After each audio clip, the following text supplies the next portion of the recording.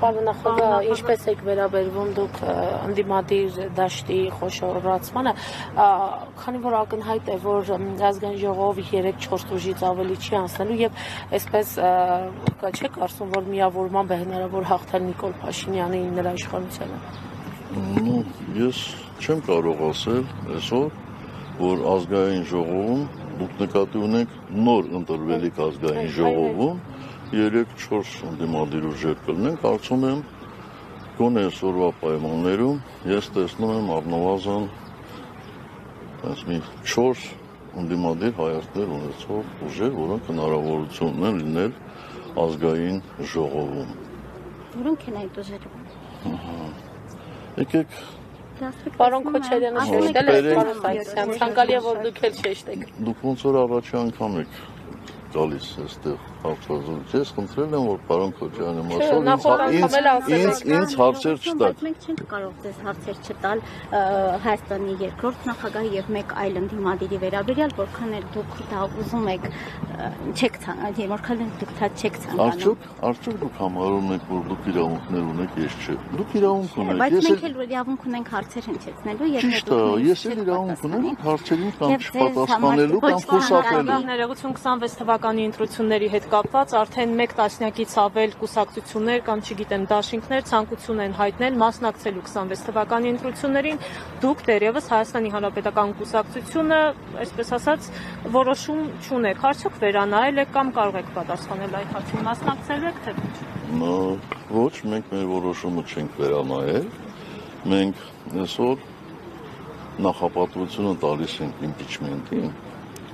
եւ կարծում եմ բոլորդ էլ տեսնում եք, որ խորհրդարանական ընդդիմության իրական կոնսոլիդացիան շատ լավ հնարավորություններ է բացում իմպիչմենտի հետագա իրականացման գործում։ Ես ընդհանրապես շատ զարմացած եմ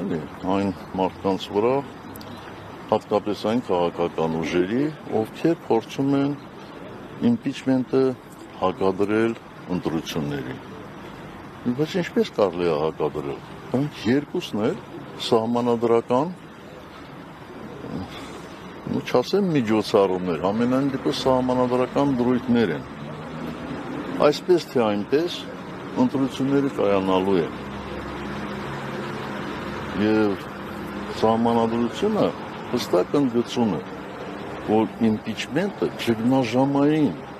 լուծման գործիք է։ Եթե մարդիկ կարծում են, որ այսօր Հայաստանում ճգնաժամ չկա, մենք այդպես չենք կարծում։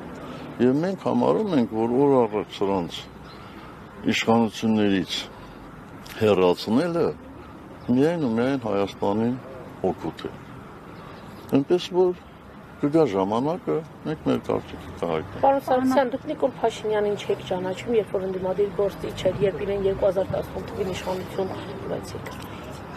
Ես մի քանի անգամ ասել եմ, հիմա էլ կրկնում եմ։ Ես այդ մարդուն շատ մոտիկից երևի տեսել եմ մաքսիմում 3 անգամ։ Դա մի անգամ եղել է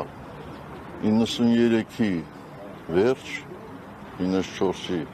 սկիզբ, մի անգամ եղել է, եթե չեմ սխալվում, 98-ին, երբ որ դատարանում ենք, այսպես ասեմ, հանդիպել, տեսել, եւ մի անգամ էլ 18 թվականի մարիոտում, ուրիշ որևէ տեղ ես այդ մարդուն չեմ տեսել, չեմ հանդիպել, եւ ոչ էլ միջնորդավորված խոսել եմ, եւ ոչ էլ հեռախոսակապ եմ ունեցել, որևէ բան չեմ ունեցել։ Ինչ է նշանակում ճանաչել։ Իհարկե, բազա չէ, ես տեղյակ էի այն բոլոր հեյրանքներին, այն բոլոր ստախոսություններին, այն բոլոր շանտաժներին, որ տպագրվում էր նրա կողմից խմբագրվող թերթը։ Մինչ այդ էլ մեկ այլ թերթում, որտեղ ինքը չէր խմբագրում։ Այնպես որ Ասել եք, ես չեմ պարտվել սրանց, ես պարտվել եմ շատ ավելի ուժեղ մարդկանց, շատ ավելի մեծ ուժերի։ Դրանք ուժեր էին, որոնք ցանկանում էին Հայաստանում, թե աշխարհում տեղի ունեցող գործընթացներ կառավարել։ Ի վերջո, ովքեր էին այդ ուժերը, բացահայտեք։ Ես ի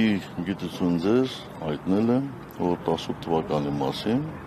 ես այլևս չեմ խոսելու։ Խոսելու եմ մի անգամ, մի քիչ էլ համբերությամբ լցվեք, շուտով